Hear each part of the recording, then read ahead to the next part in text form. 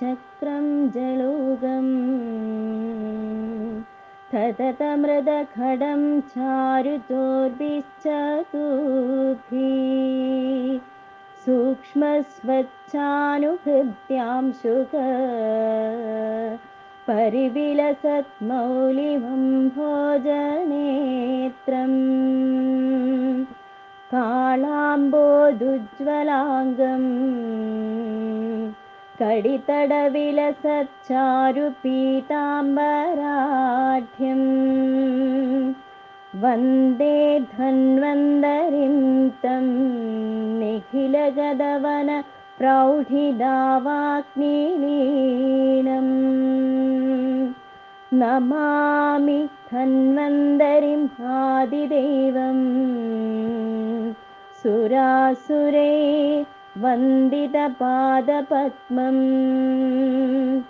लोके जरारुभयमृत्युनाशम् धातारमीशं विविधौषधीनाम्. Namaste all. I welcome you all to our third session of Ayushman 2020, where we, the Indic and the Ayurveda Pharmacy fraternity, have dedicated an entire month to celebrate Ayurveda, the science of life. Ayurveda has existed for over 5,000 years and over the years has traveled far and wide across the globe. The Center for Soft Power has interacted with various experts in the field of Ayurveda, be it practitioners, students, or patients, or farmers, and so on, and from various parts of the world. And we have been made aware of the different ways in which Ayurveda has been adopted by many countries.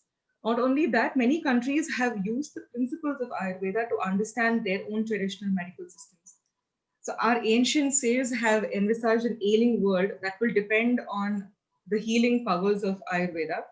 And that is something that did come true during when the pandemic broke out. Most of us went back to our kadas and kashayas to keep our immune system strong. In an age where we all want a little magic pill without, to fix everything without making any real change to our lifestyles, Ayurveda is something that we all need more of.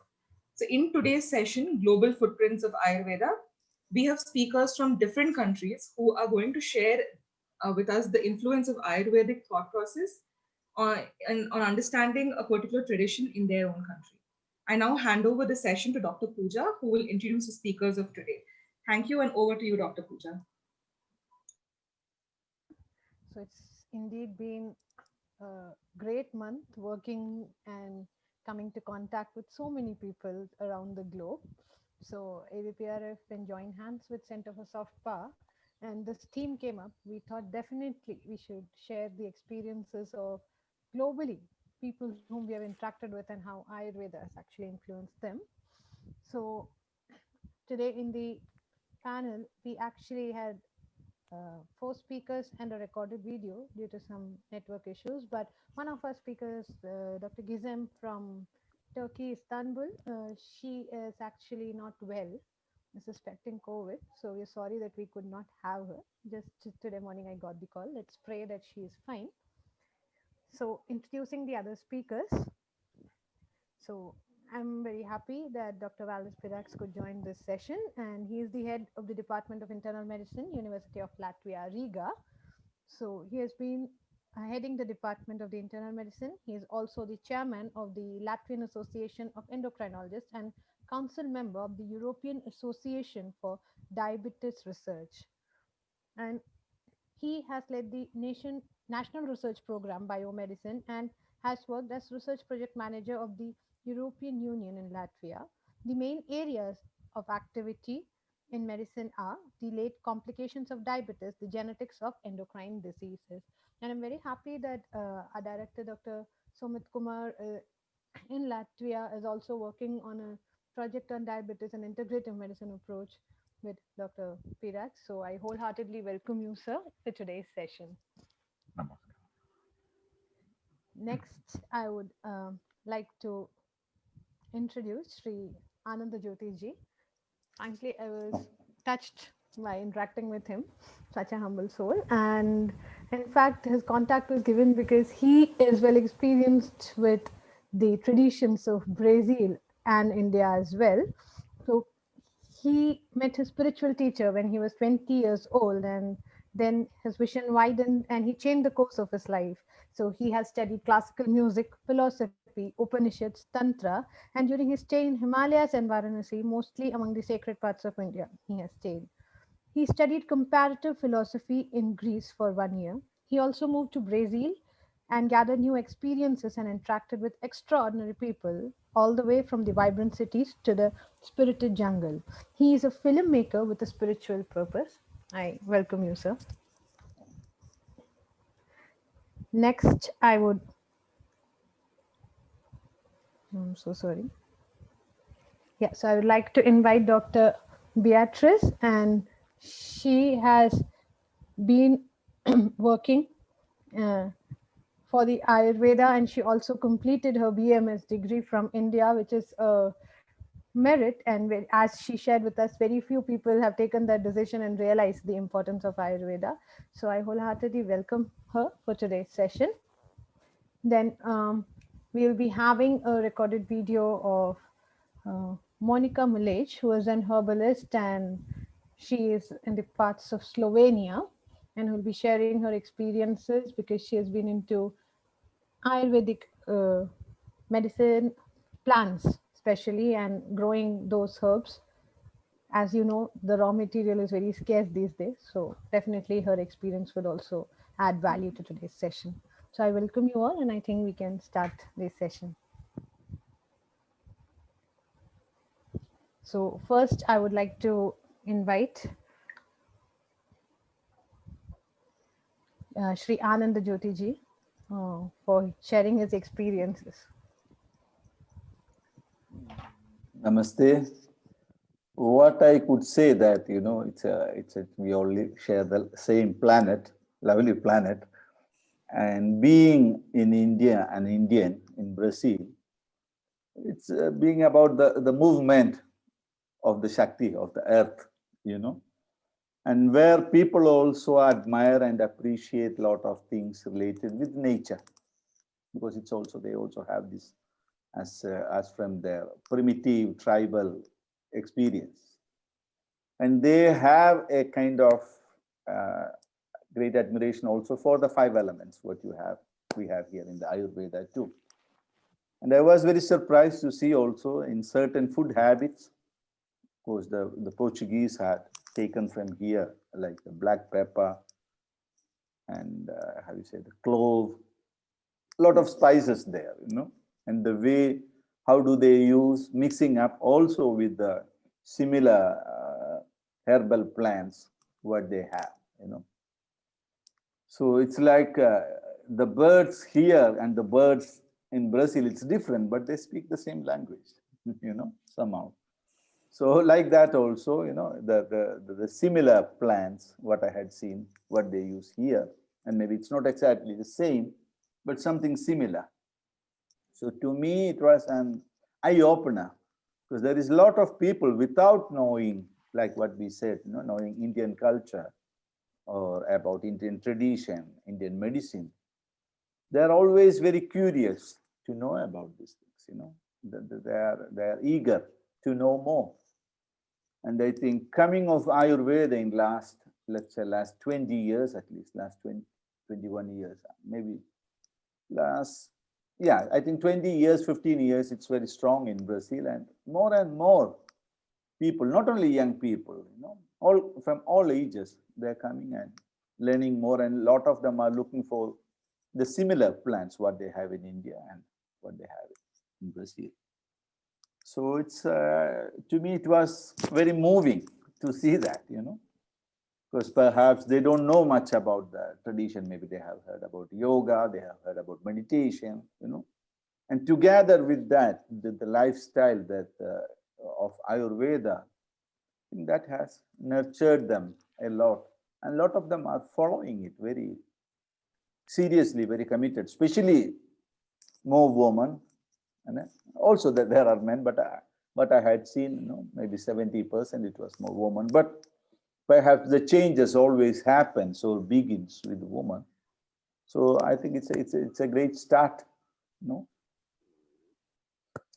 And what else, Pujaji, I could talk about?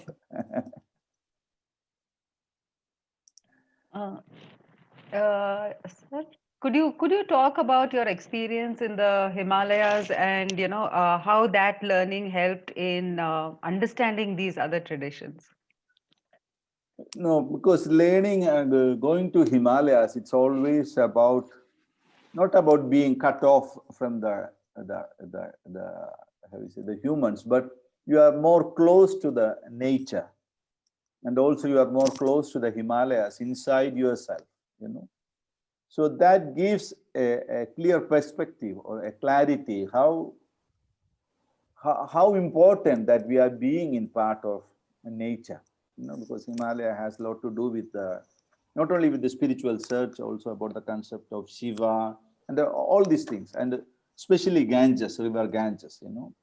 As I told you, I have made a movie called Uma, Light of the Himalayas. So the main heroine of the movie is river Ganges, and how people value and respect the element water, the river, as something sacred, as a symbol of knowledge. And it's been going for 100 and 1,000 years, and until today, you never ever see, for example, Amazon is very sacred. There are many sacred rivers in Brazil. But when you see Ganges, still people pray, offer flowers, I don't know, light, lamp. They see Ganges as a living being that you don't see anywhere else, So that touches you very deeply, as an Indian, also as a human, whoever see that, everywhere you see people offering flowers, prayers, and it's, to me, it was, how you say, it touched me very deeply to see how important that we value, we appreciate this sacred river. Not only just Ganges, but all rivers are sacred, and the element water, how important it is. So to me, the Himalayan experience had to do a lot with this, and I was very young. And then again, I went few times, and each time I been there, it's always new. Something always surprising or mysterious happens there for me, or with the people whom I meet. So I think it's always interesting for anyone in the world to go and to have this experience at least once, to see Himalaya. As a pilgrimage, I'm more than an adventure, fun trip. It's more kind, because you don't have all this comfort or consumerism what we are used to. We move from our comfort zone, and you come to understand that in the end you are all alone. You are there. You are in the middle of all the people, but you are alone. And the Himalayas are there. So you are so small in front of those mountains, So you start to be more humble, more simple. So that's my experience from Himalaya. And sir, you have also studied Tantra, and a lot of Vaidyas talk about the role of intuition in Ayurveda. What is your understanding of intuition and medicine? I think it's related, because intuition comes from a spiritual maturity or an understanding where you can see signs. I mean, sin eyes.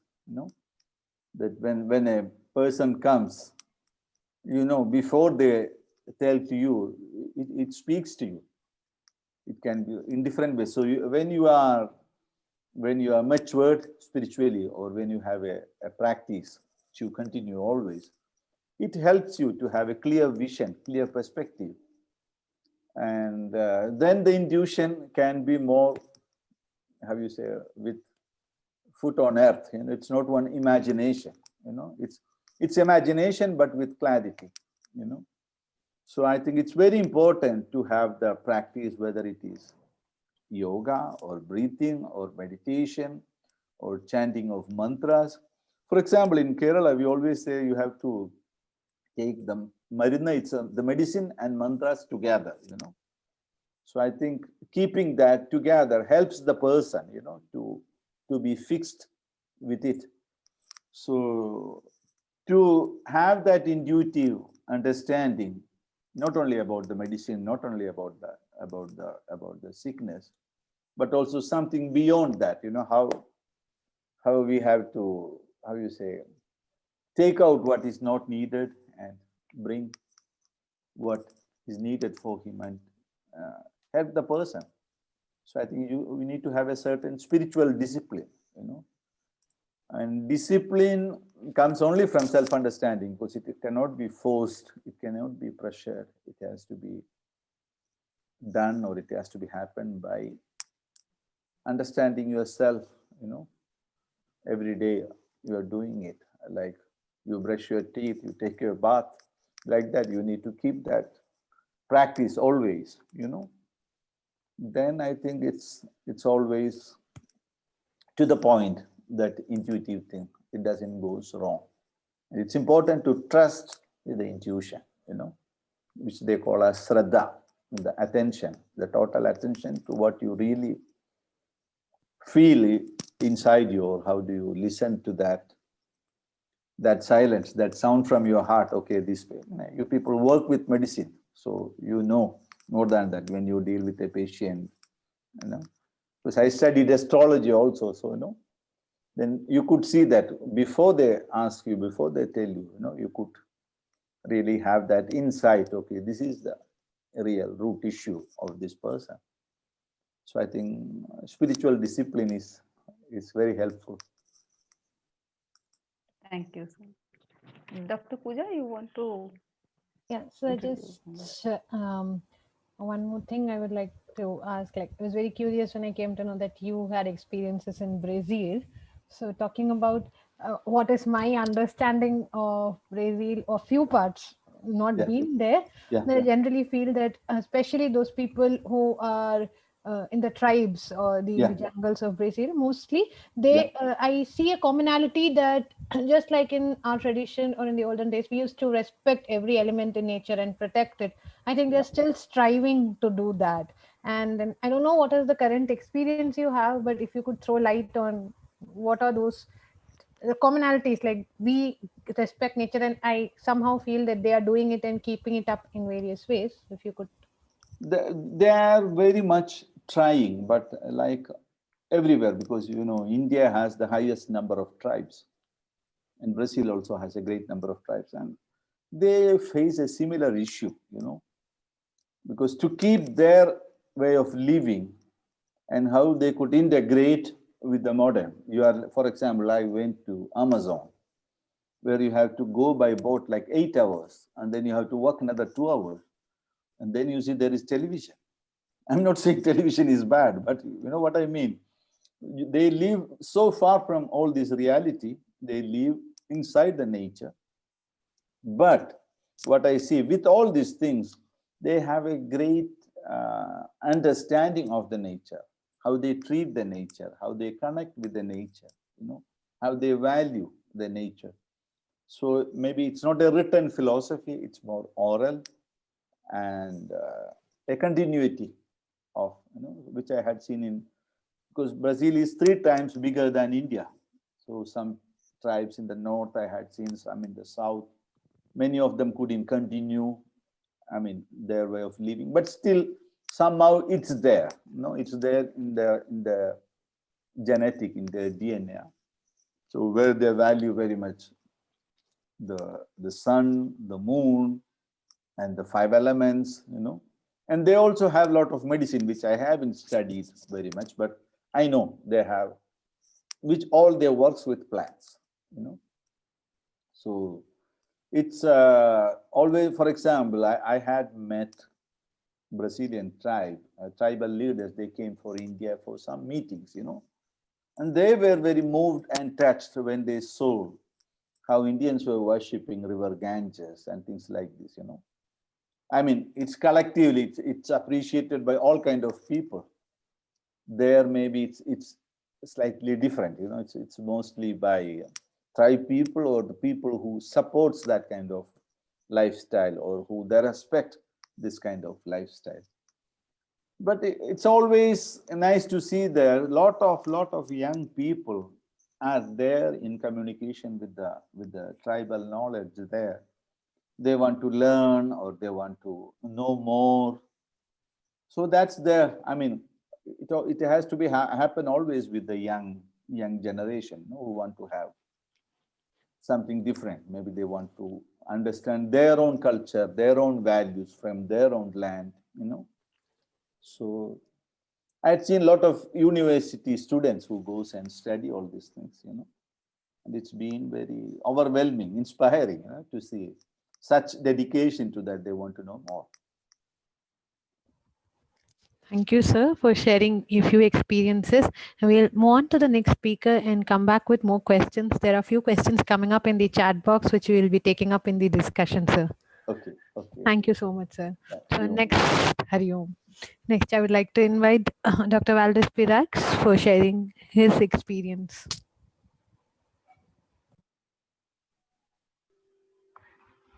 Yes, as you understood from the nice introduction, I'm not a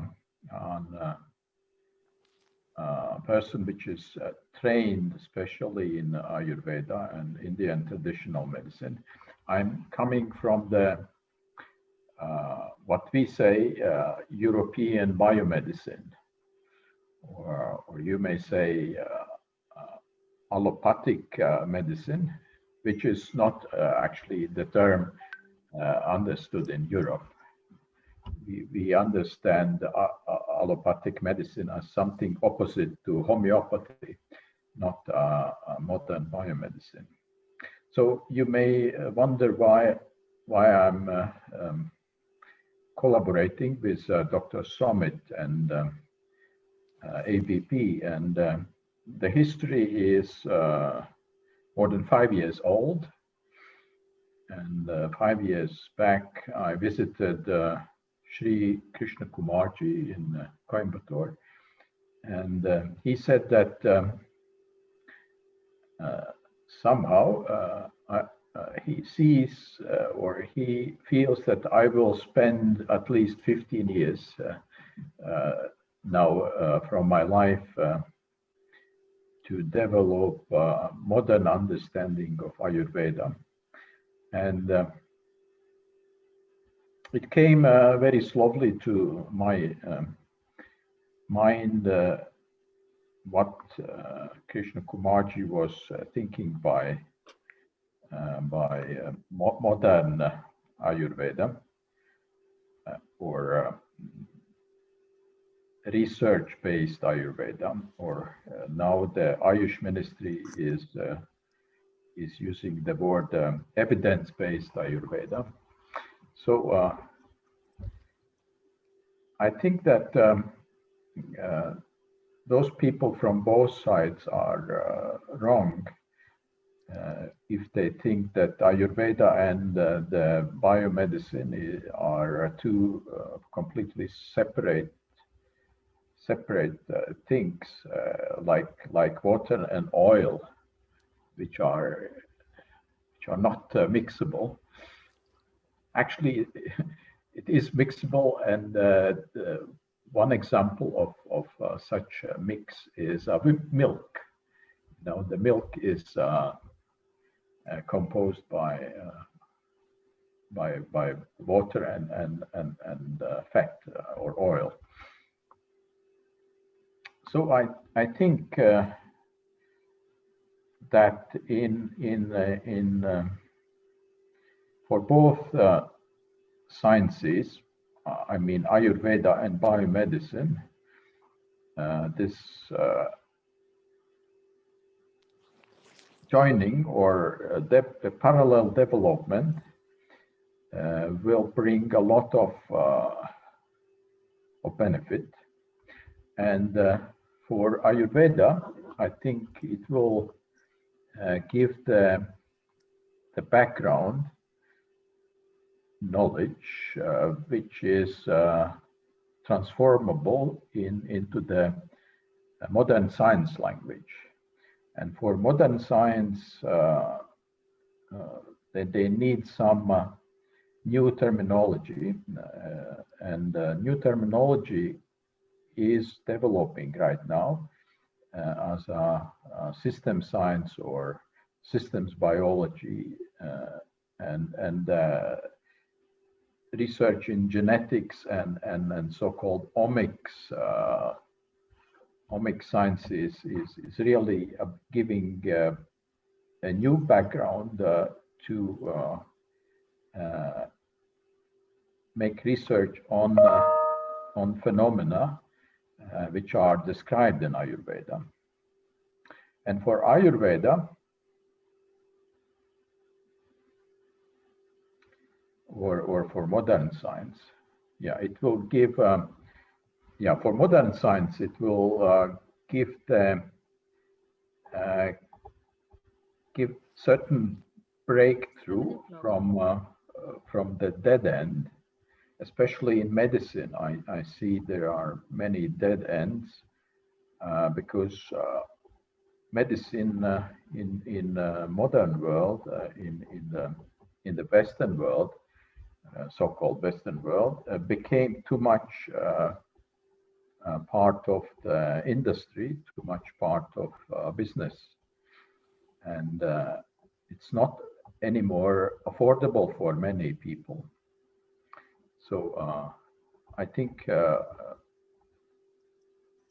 involvement of elements of basic principles of Ayurveda will give really some way out of from this very narrow business-oriented medicine. So therefore, I am trying now to really to harmonize both knowledge systems, and for example, coming closer to the topic we are discussing today, we proposed for funding a project on creation of web-based database of Northern European herbs. So this will be a project together with University of Oslo in Norway, and also Lithuania, which is a Baltic country. So we will try to create a database of all medicinal herbs available in Northern Europe, but the new quality we are trying to add is that we will use certain principles of Ayurveda to recognize the healing properties of those herbs from the Ayurvedic point of view. So, and that perfectly corresponds to the long tradition, 1,000 years old tradition of Ayurveda, how really recognize the healing properties of unknown herbs. And that was used in many cases in the history, especially when the Vaidyas moved from the regions, let's say, in northern India, in Himalayas to the south, and then they really faced a completely different herbal environment, and in many cases the traditional formulas were replaced by the local herbs, and we will try to implement the same principle also in our database. And for that, we, for example, are involved one very advanced research institution in Norway with their so-called electronic taste and analyzers. So we will try to use the taste, which is not anymore the taste of the Vaidya, which choose the herbs, but the taste of the computer, the taste of which is transformable in digital form. So and for that we will be able to analyze hundreds and hundreds of taste qualities of herbs. So this is a short introduction why I'm interested in Ayurveda. Interesting. Dr. Valdis, I just would like to know, could you find some similar plants or something like that between where you live and in Ayurveda? Yes, sure. And interestingly, not India, but Himalayas and Tibet, and also Afghanistan and Kashmir. Those regions belong to not to the South Asian, but to the Paleoarctic region of herbs. So, so therefore, we find many herbs, similar herbs, which are almost extinct in Himalayas or very, very rare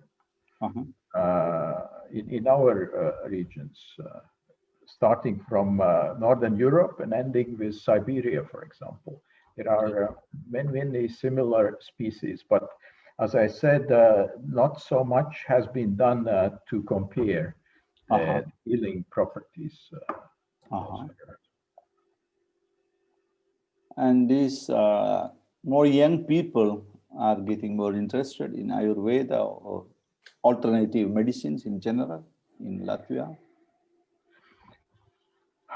Yes, as you know, the alternative medicines are gaining again popularity. They have, in fact, never lost, but somehow the rationalism and, as I said, business-oriented medicine ignored that knowledge for a long time. But now it's gaining again some deeper interest, not only from the healers, of course, but also from the very serious scientists. So that is the modern trend. That and for a long time, as you know, Western medicine was profiting from the folks medicine. You remember aspirin, for example, and many other molecules used as a medicines. Just to know my ignorance, what is with the aspirin and this?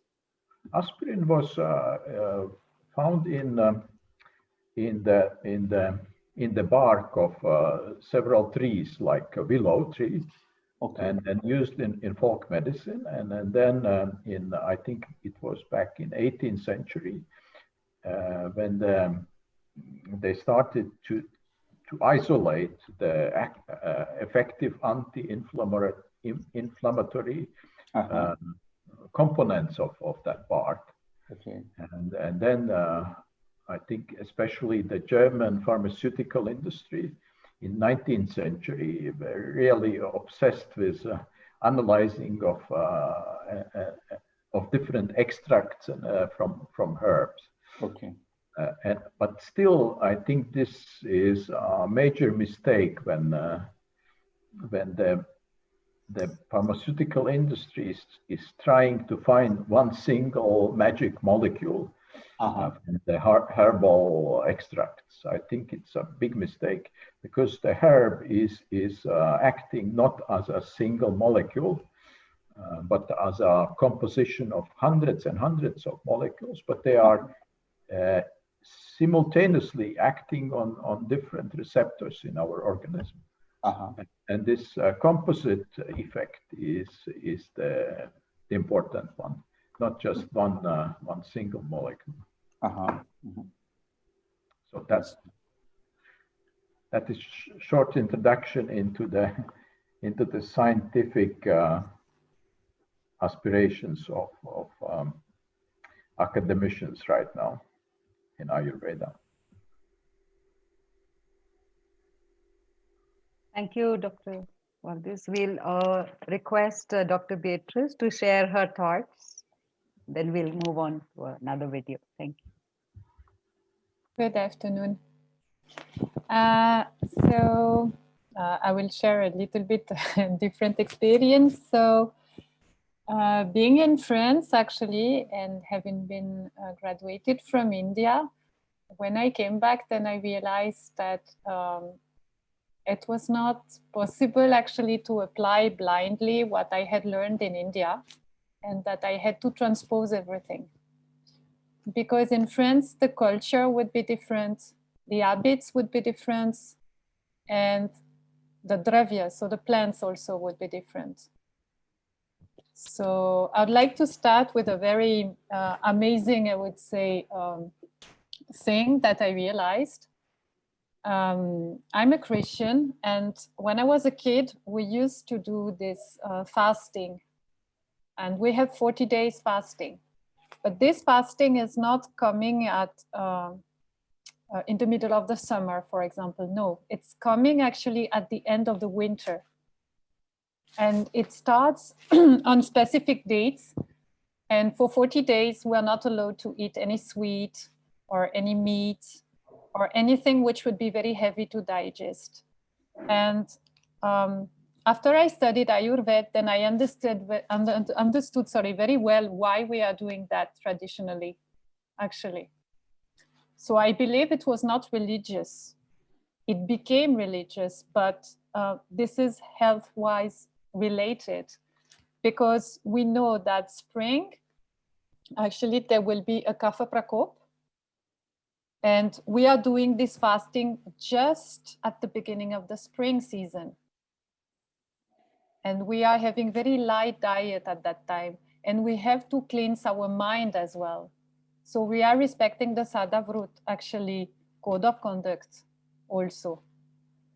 So it was a nice surprise and something very funny to discover when I came back.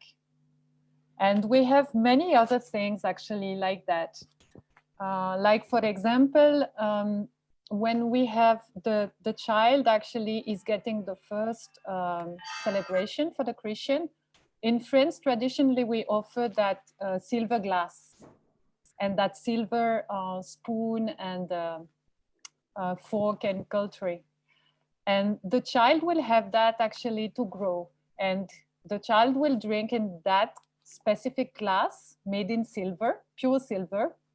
And then same way, the child will use actually the fork and the knife in silver.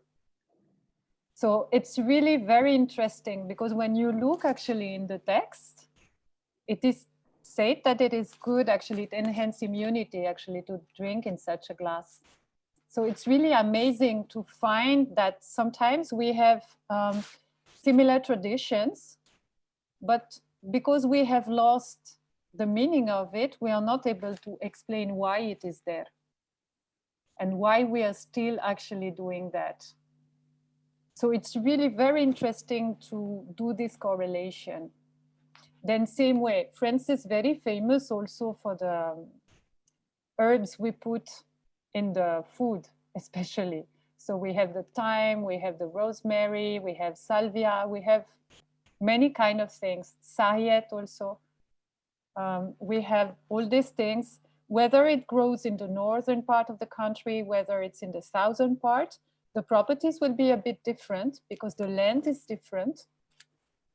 But we will use that actually in cooking the meat for the purpose of good digestion, or for the purpose of having more appetite also.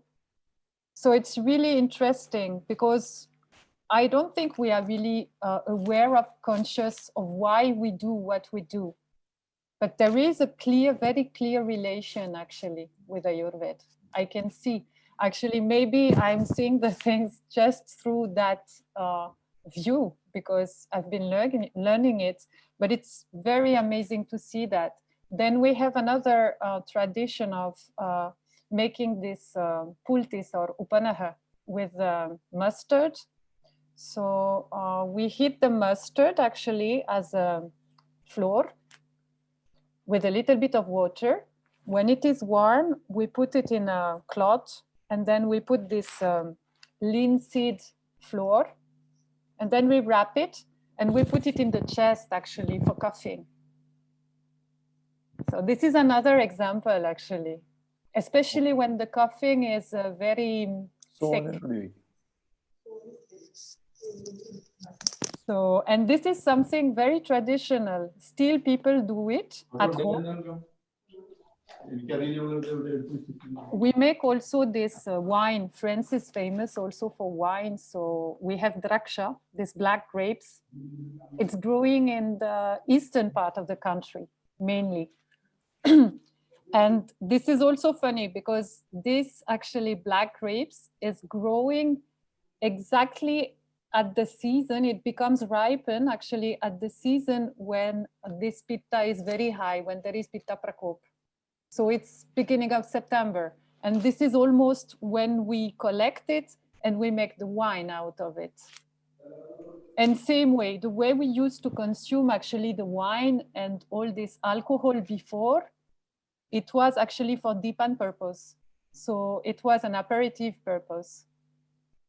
Now it's a little bit changed because of the modernism, I would say, but still in some part of the country, it is there. Or we have also another tradition of the tube bath. So I don't know if in Northern Europe still it is existing, but in France we have that. So it's Avagaha Sweda. And we put some herbs. So sometimes you can put rosemary in some cases. That will be good actually for the nervous system. But sometimes for the very agitated children, you can put this Tila cordifolia inside. So this is another similarity that we can find. Many things actually are like that. So I think it would be very interesting to correlate the plants in India, all the dravya in India, and to build up an European pharmacopoeia with Ayurvedic principles. That would be very good. The plant actually you were mentioning for the aspirin is also growing in my country. It's very common. You can find it everywhere almost. At least 2 of them. So, and we have another one also, a cardiac medicine is taken out of digitalis, also purpurea, which is a poison. So what I found very strange when I came back in France and I studied a little bit more pharmacy, it was this. They use the poison, they take out the molecules actually, but they are not giving shodan to the plant. Why? Because it's a misuse, I think, of the plant. And taking out the molecule, that will not work the same way as the plant does. So how can we understand the way these modern molecules are working? It's a huge question. But I think we have a lot of things to, how to say, to dig out from our traditions, because we are also having traditions, but we forgot them. And these are very helpful in day-to-day practice. This is what I find actually, even with the people. So that was all I had to say. Very interesting. Maybe you have questions. Thank you, Dr. Beatrice. Any questions from the other panelists? Or shall we move on to our next speaker and come back for a discussion? I think it's very interesting the way how she say, you know, how to find out things which is rooted in her culture and, the day-to-day living, instead of just changing into Indian things, how to adapt it and bringing, I think that makes a lot of sense. Yes, I agree. It's amazing that Ayurvedic principles could be found everywhere, actually, in any traditional cultures around the world. But the Indians have this very large written tradition, and it's pretty much structured in contrast to the at least in Latvia, in many cases, the knowledge is fragmented and lost largely. So we have only, those decoctions or teas, but we lost the understanding how the plants as an organism is interacting with us. And really in different parts of the plant, and plants are different in different seasons. I think that is still in India, but we can, how to say, reanimate that knowledge and apply it to the Western lifestyle, because as I said before, there is an increasing need in Europe, really to use that folks medicine properly, and I think just to use the teas or decoctions or even alcohol extracts, it's only a small part of Ayurvedic understanding of the traditional medicine. Yeah, I do agree with that, actually. It will take a little bit more time and work, but this is very important that we broaden our understanding, actually, of our local plants. I think it's a new beginning, for a long journey. So it's a good start. Yeah. Yeah, to start somewhere. So it's beginning all around the world in different ways, with different people, and I think it's very, very nice.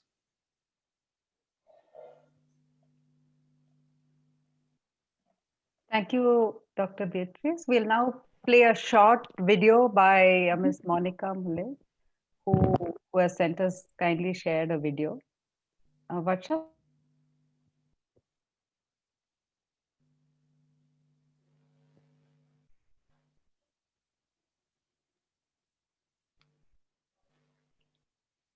My name is Monika, and I would like to present our Herbal Farm Hanuman that we have together with my husband, Tomasz. We are having this farm for 11 years now. It's a rather small farm. There's 2 hectares of working land. And we are actually growing herbs organic, and we also try our best to have a lot of, let's say, natural pastures and everything. So there's a lot of wild herbs growing here. And these wild herbs are really vital and very good for the preparations that we make onward. We are located in Slovenia, that's in Europe. That's actually on the border between Balkan area, Middle Europe. We are actually in between. We have like 1 hour drive to Adriatic coast and 1 hour drive to come to the Alps. So it's a special place to grow herbs. And our season for harvesting is top season is from May to July, but we are actually starting to pick herbs in March, and then we are in September. We are still picking some green parts of the plants, and then in October, November, sometimes also December, we can pick the roots of the plants. And our climate here, it's freezing in the winter time. It goes at the most minus 20 degrees Celsius, and then in the summertime it's a warm time, but mostly around 35 degrees Celsius is actually very high temperature here. products, we really stick to the herbs that we grow on our farm or we can pick in area that we live. There's very, very, very little, 1 or 2 herbs that we have to buy from other countries, other climates. So what grows here? There's in wild here on the farm, you can find a lot of nettle, yarrow. Then we have wild thyme, wild rose, wild oregano. There's agrimony. There is what more we have? We have St. John's wort, a lot of. And then we have comfrey, agrimony.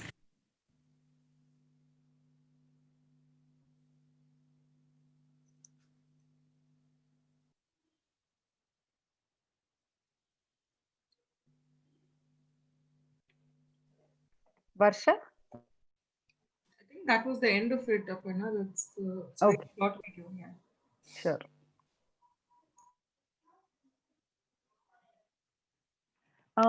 Can we take some questions so that we include the audience and they feel a part of our program?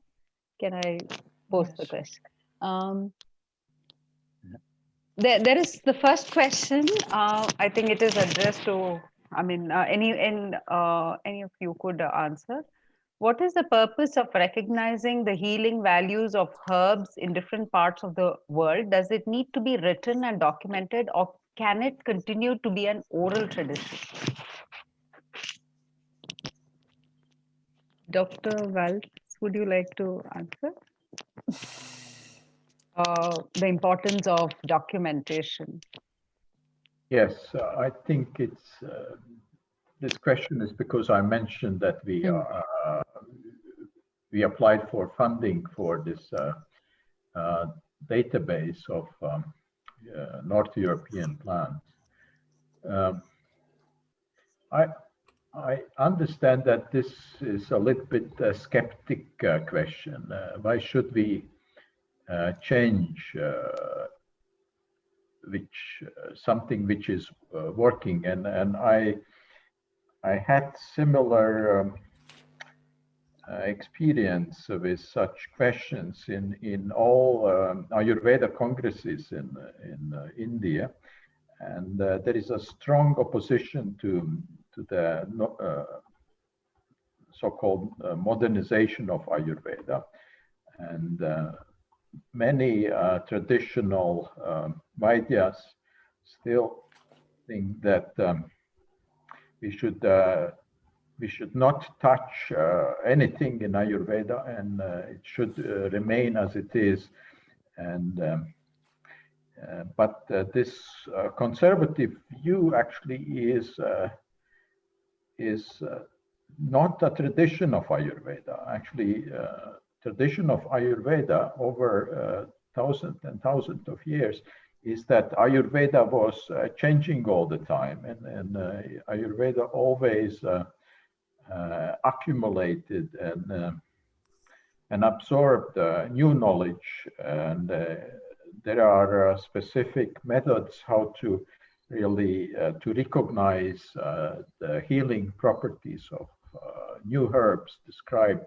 So I think that conservative view is not a proper Ayurveda tradition, and this skepticism against research in Ayurveda and is deeply, I think, controversial.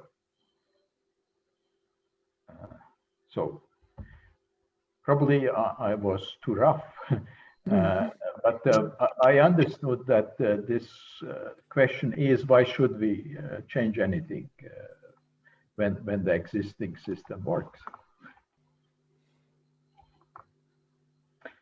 However, it doesn't work around the globe, and our patients, our different people are demanding actually that principles of Ayurveda are implemented around the world. So we should not be too arrogant and say that that go to India and you will receive a proper healing using proper Ayurveda.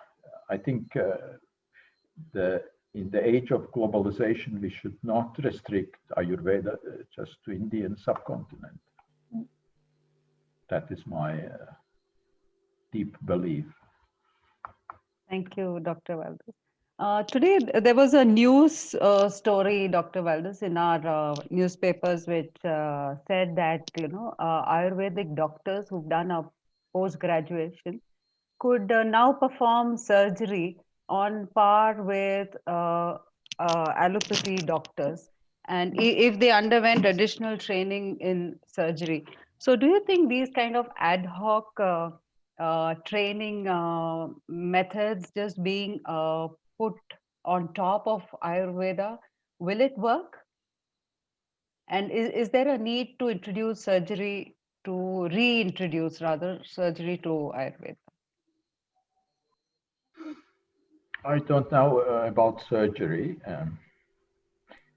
However, if you read the Samhitas, it's amazing how deep the knowledge on surgery was, and how sophisticated instruments were used.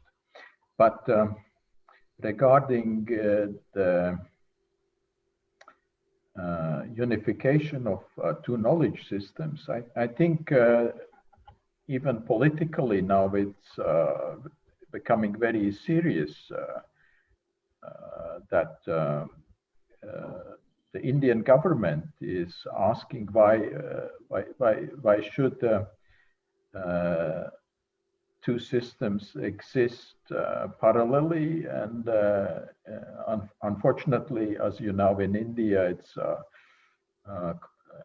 in many cases not a friendly competition, but quite harsh competition between allopathic and Ayurvedic medicine or Ayush systems in broader sense. I think the future will be unification of those knowledge systems and education systems in India, and that will give for Indian doctors from both sides, from allopathy and Ayurveda, for example, an added value. But the problem is that still we need very good teachers, very good curricula, study programs, really to teach those two subjects, and not in a controversial way, but in certain harmony with each other. And I think it should be compulsory at the beginning, at least, that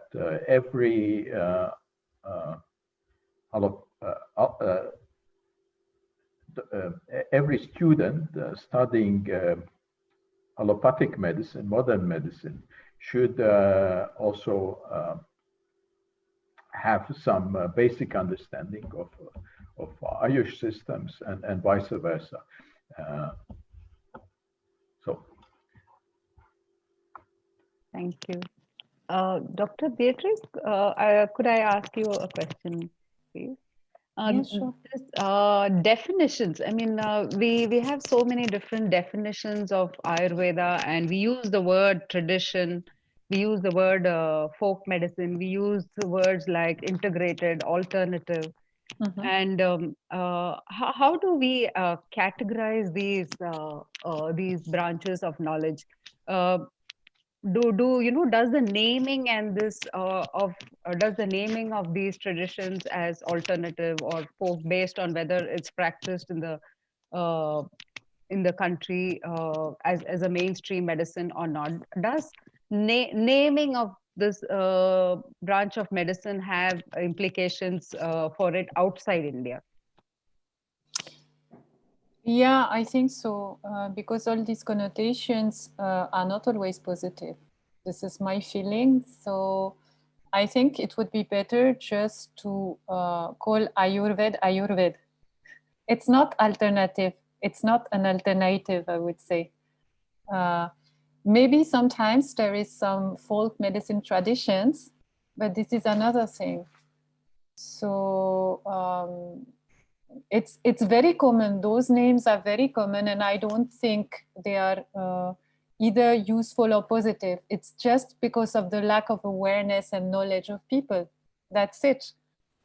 If here in France, I'm just using the term Ayurveda, they are not going to understand because they don't know. Actually, they don't know what it is, and they don't know the meaning. This is the main thing, but I don't think that should be used. It's again, it's a misconception, I would say, or maybe a fault of language. This is how I understand it.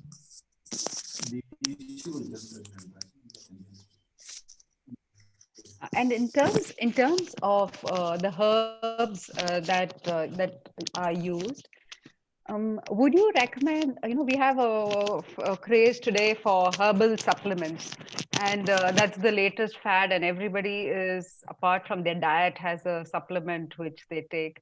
So, I mean, Ayurveda is not an additional supplement, and the medicines are prepared as and when the patient requires it. And they have a shelf life which cannot be 2 years, 3 years like our supplements. And so how do we market, I mean, when it comes in terms of product, not a knowledge system, but when you're talking about Ayurveda products, how do we brand them? In what slots do they fall? And how can we be careful about how they're used? I think there is a need of more communication. I think, again, this is what shocked me also a lot when I came back in France and in Europe especially, that most of the Ayurvedic plants are food supplement or complementary supplement. I don't think this is a good way because it's just a legal way actually to introduce them. At least in France. In other part of Europe, I'm not so sure, but in France, this is how it is. And it's in free sale, which I found dangerous because you don't always have someone who's advising you properly to take those plants. This is the thing. And so for the labeling, I think one country will be different from another. So that should be checked because even at the European level, there are some differences. There are some differences in Latvia, there are some differences in Germany, there are some differences in France. This is the thing. And for the shelf life, yeah, that should be also written actually. And people have no awareness of that. Sometimes I see people here, they have spices or they have actually some dravya and since 1 or 2 years. And I'm telling them, no, you should not use this. But they are not aware of that because there is no communication on it. I think communication is the main thing we have to start with. And awareness. These are very important things because the plants should be collected every year at different seasons. How do we have collaborations in Ayurveda in Latvia or France? Should there be different kinds of collaborations? Collaboration in research, collaboration in practice, collaborations in knowledge dissemination, collaborations in herbal medicine exchange. How do we bring individuals, not governments, but individuals like you? How can you all influence your country's practice of Ayurveda? Actually, I'm having a blog on that. So I'm really trying to create awareness. And whenever it's possible to communicate, that's what I'm doing. And I'm giving classes also in pharmacy university here. So this is how I am starting, but I should not be the only one. I mean, I need help, of course. That's very obvious. And collaboration is a must because alone we cannot do anything. We're just a small drop, So I think if we all work together towards the same aim, then only it will work. This is the thing, but we need to adjust everything to the culture. This is what I believe. And same way, there will be different laws also, and that should be respected. That is important, because this is not always the case. This is how we can collaborate. So research is also a must. I think those points are also, especially the research part is taken by Dr. Mahel, no? You know him, no? Dr. Mahel Vogeli from France also. No, I don't know. But Oh, you don't know? yeah, but this is really a problem to collaborate, and I agree that research projects are offering a very strong tool to collaborate. But for that, we have to overcome the skepticism of funding agencies. And unfortunately, my experience is so that even in the scientific articles, if you mention the word Ayurveda, then many articles are just rejected because the journals think that it's still not the high level science, and that is still a problem. Another problem what I have in my personal experience, that somehow all people are connected to Ayurveda or yoga and other so-called Indian sciences also bring somehow the tradition of Gurukulam, and sometimes Gurukulam principles of Gurukulam are not leading to cooperation. All gurus are creating in different countries their own circles, and in many cases they are competing each other, and that is also a serious problem, that somehow we bring this old Indian tradition, but not in the best way, into the other countries. So there should not be so much competition and Gurukulam principles, but more collaboration, and really, because we are still very few, and of course the government of India is trying now to use it as a soft power, yoga and Ayurveda around the world, and but still this is a very beginning of this, and we need much more concrete support from the Indian universities and Indian ministries, etc., and Indian funding. Despite that, Indians usually think that people from the West should invest but actually in Ayurvedic yoga, I think we need also some funding from Indian sources as well. Actually, that should be coming from both sides, I think.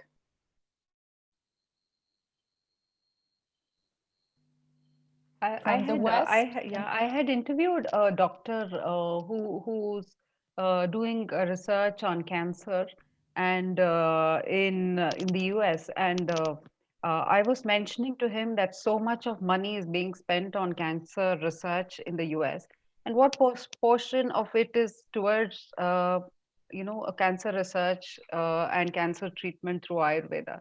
So this is it's very minimal.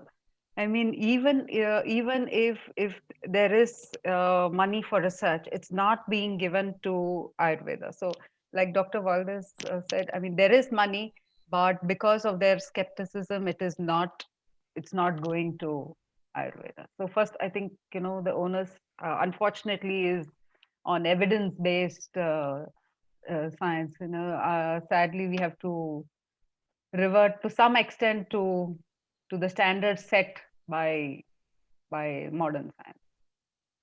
Is that true, Dr. Valdis?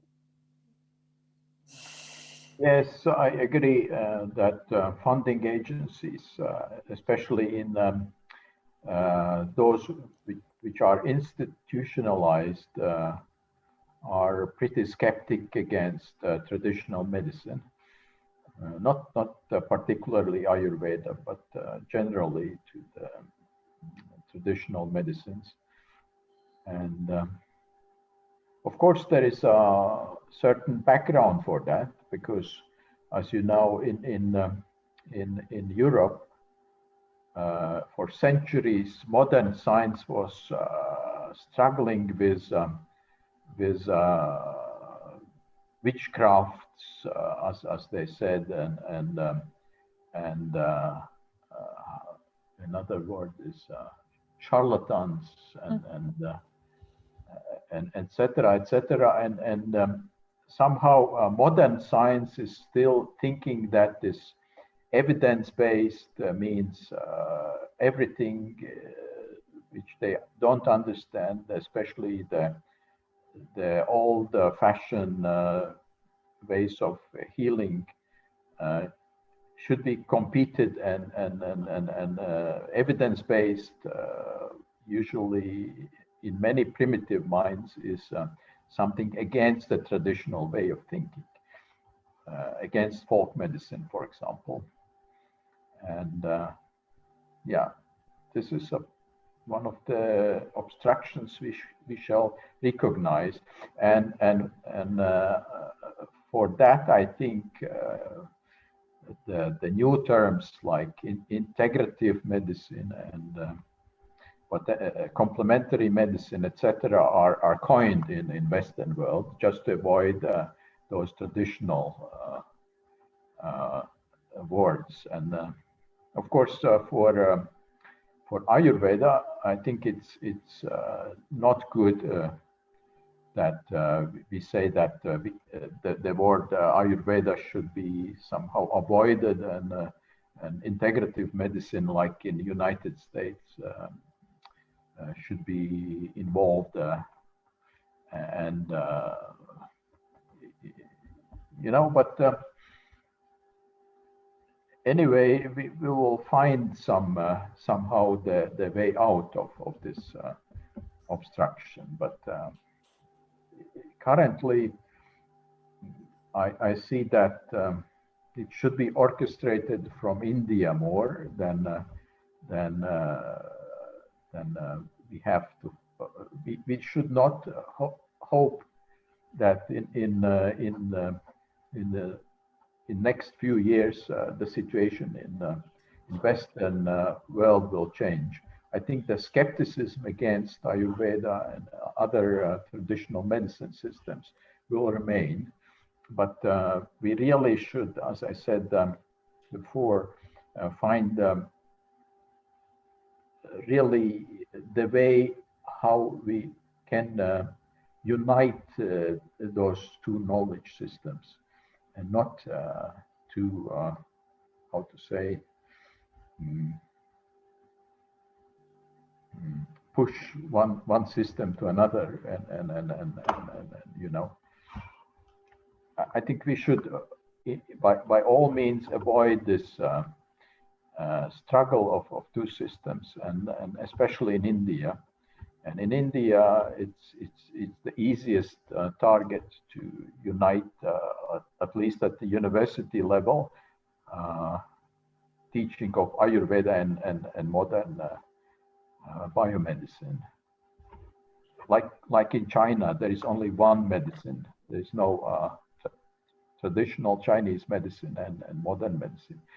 Each student should learn both sides of medicine.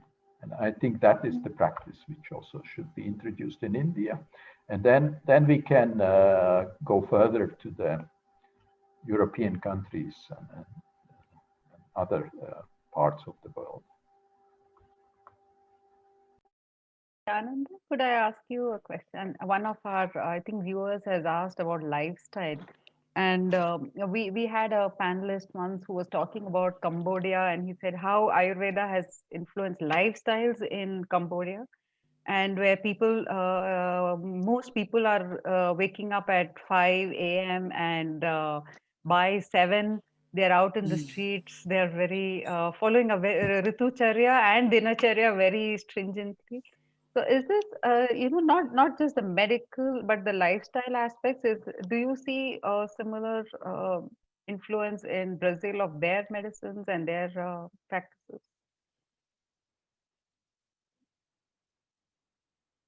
You're muted. Sir.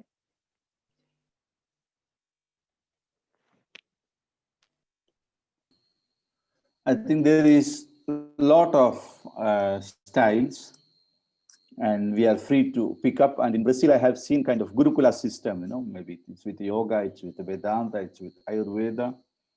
And there are people who had chosen both kind of, because it's not very easy for them to switch off the lifestyle they had and switch into the Indian things. It's more individual than collective. But there is lot of young people had seen. And just to add that, I just want to say about these funding agencies and all this. I think it's all very good to make it Ayurveda structured and make it into the system. But also we should give always the space also the people who are going on with their own independent ways, like both you are, Valdis and Beatrice. You are already it's happening with you, and it was not funded or aided by any agencies or anything. It happened.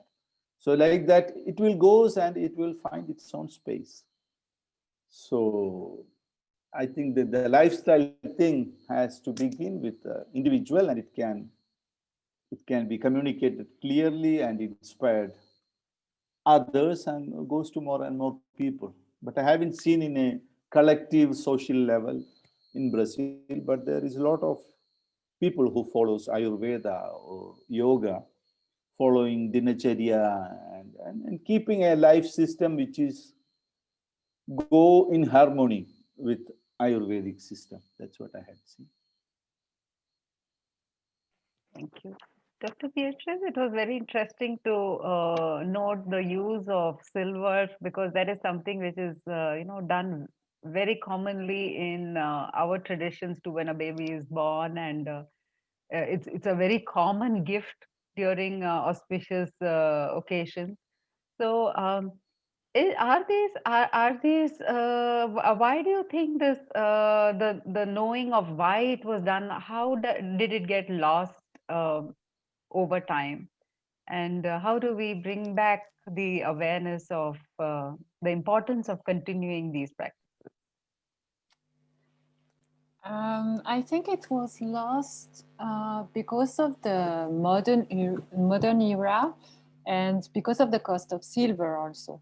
We have to make it very clear. Actually, the cost of silver has increased a lot. So, but it is still in practice in some families. We have also some very traditional families who are still doing those things. And I'm still having at home all these things. That's why I'm mentioning it, because I know very well, in fact.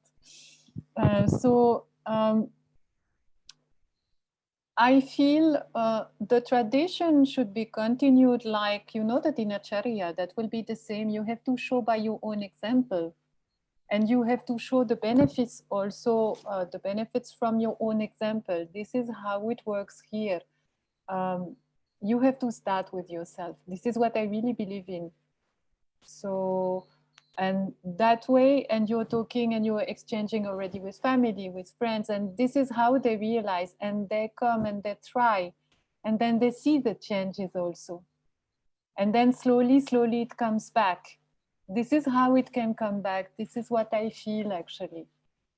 So I think this is the best way, because you can make campaign, you can tell everyone, outside. If there is no awareness, that will not work.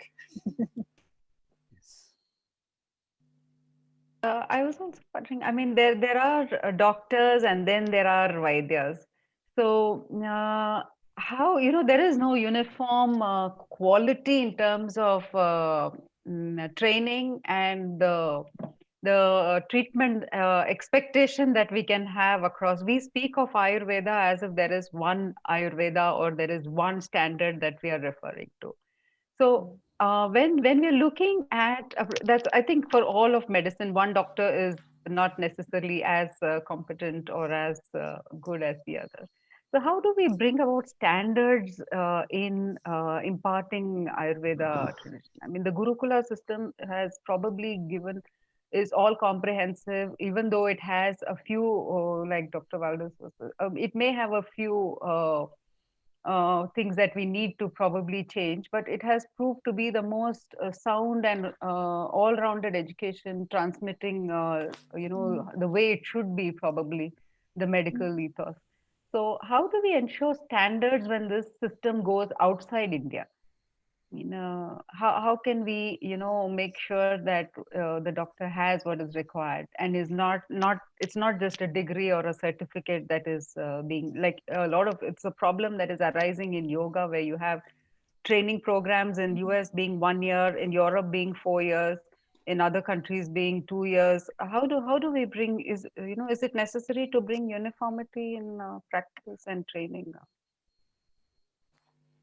Yeah, I think so. I don't know if it was for me, but yes, I think so. Because we have the same actually here in France with Ayurveda. You have people actually who are giving consultation and they have been trained in Ayurveda for 6 months or maybe 3 months. This is not possible actually. And this is not good because I don't think that will give credit to Ayurveda as a whole. So we have to be careful to that also. So I think for an uniformity, that to me, that has to come from India. That cannot come from our side, because from our side, actually, we are not authorized at present. So we have to see actually what can be authorized here and what are the basic things they have to know. I think this is the minimum that someone who's trained in Ayurveda should have. I am not sure, and I'm actually not confident on people who are trained 6 months, I saw in some clinic in Dharamshala, for example, people go for training. They got like 2 months training for like 3 weeks or something like that, continuously, and then they come back and they practice. That is dangerous, I feel. So there should be a uniformity, but at present it's very difficult and not very clear to know what should be the uniformity. Because, for example, in France, we are only 4 BMS. So it's a bit, it's challenging, but this is something we have to think about. But I think it's a common reflection with India and with us also, because now we are back in our natives. So I think it's a common thing we have to think about, but that should be harmonized. Because sometimes also what I saw is some people, they come and they learn from one doctor, and then you see how they're practicing and it's not what you have learned. So you question also what you have learned. You're like, oh, what they are doing. So I think, yeah, it's a huge discussion that should be put in the table. Maybe Dr. Valdis has something to say about it also.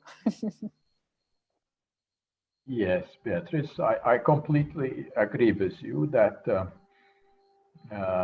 uniformity should be there, and it should be orchestrated by the government of India. Mm. And the good news is that World Health Organization is really paying much of attention now to traditional medicines, to different branches of traditional medicines, and is creating benchmarks for education and practice. And I was happy to be part of the benchmark creating process in 2 meetings of WHO in Gujarat, in Jamnagar and Jaipur. 2 meetings. So there is quite amazing progress in that. And but what you said about those 2 months, 3 months certificates, usually issued by some spa in Kerala or in Sri Lanka. I think there should be also some space for the lifestyle coaching, you know. But somehow outside of India and in India itself, I think there is a big confusion really how to standardize that different levels of knowledge and education. And for me, I think it's worthwhil to really create at least 3 degrees of or 3 levels of Ayurveda specialist, and the lowest level is the lifestyle advisors, but they don't. They should not prescribe Triphala or Ashwagandha or something like that to everybody, as they are currently doing. The second level is the level which corresponds to BMS in India. And the highest level is really the level of professionals with MD degree. For BMS level, I think we should allow the doctors or medical specialists which are already trained in Western medicine, probably not to go to 5 or 6 years of education, but probably 1 or 2 years. But if they want to be really a top specialist in advanced level, they have to be on MD level. So that is my opinion on that. Dr. Pooja is there? Dr. Pooja, Dr. Uma? AVP, anyone there? Dr. Pooja, Dr. Uma? I think they're not there. Okay, I'll just take another question then. From Padmini, she says, this is a question for Dr. Beatrice. Do you have similar herbs in France as you would find in India as prescribed in Ayurveda, or do you find other plant materials that would well substitute for them? Yeah, actually, it depends. It depends on cases. So we have similar plants, actually. It's, you know, like when you go in Kerala, you go outside and just on the corner of the road or the street, you will find all this dravya everywhere. This is the same in France. We have the same thing. And I think this is the same everywhere. So I'm finding substitute there. And when I'm not able to substitute properly, and when I really want a specific actually effect and I don't find the local dravya, then only I will go for the Indian plant. So it really depends. But we have almost everything. What I think is some principle actually of the Vaishya Kalpana should be applied to our local dravya. Like we can make some medicated tailam, we can make some gruttam also, medicated gruttam with the local plants. That will be very helpful, for example.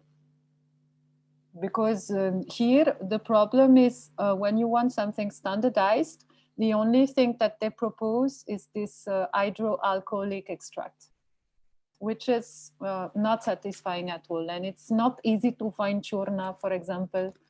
And Kwatam, we are not having that much. We are more having Fanta.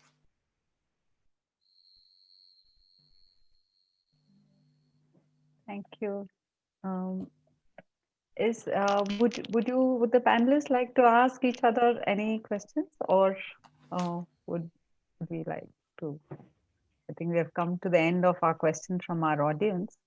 But if there's anything that we need to sum up I have. I just feel very grateful to all these people, doing different things in different places of the planet, and something that really they learn and they trust and they practice, So let them be more blessed to be more kind and to continue their practice, That's all. Thank you. Dr. Beatrice, would you like to make some? Yeah, I have a question actually. I have a question for Dr. Valdis. He was telling that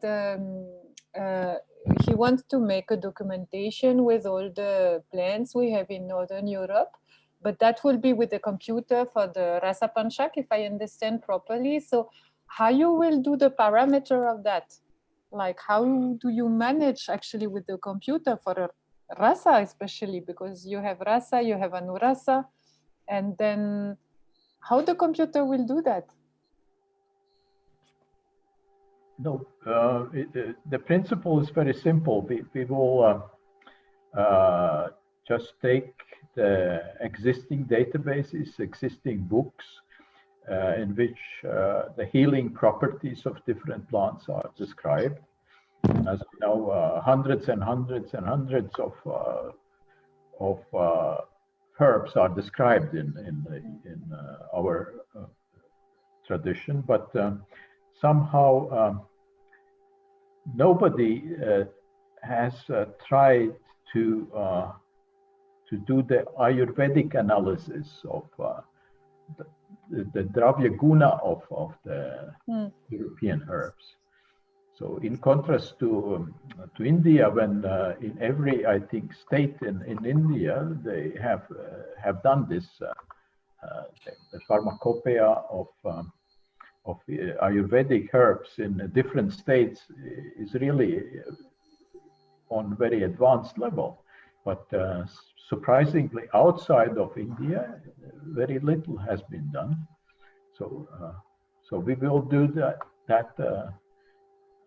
job, which is just to make to collect the existing knowledge and do the Dravya Guna according Ayurveda to those drugs, and using also, as I said, some very sophisticated methods like this artificial sense of taste, or electronic taste. There is electronic nose, for example, but we will use the electronic taste to analyze the how are the different components of the taste of different herbs. So that probably will make this more appealing for the Western funding agencies, because this is something really new. Yeah, and that would be very interesting actually, to collect all the data from the plants from the whole actually Europe, even.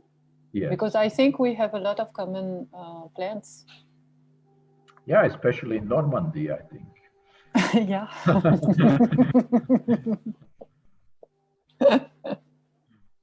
Yeah, that's for sure. But no, this is great, because I think this is missing. That's what I was thinking was missing as well. So. Right. I think that was all for my questions. Yeah, thank you. Varsha?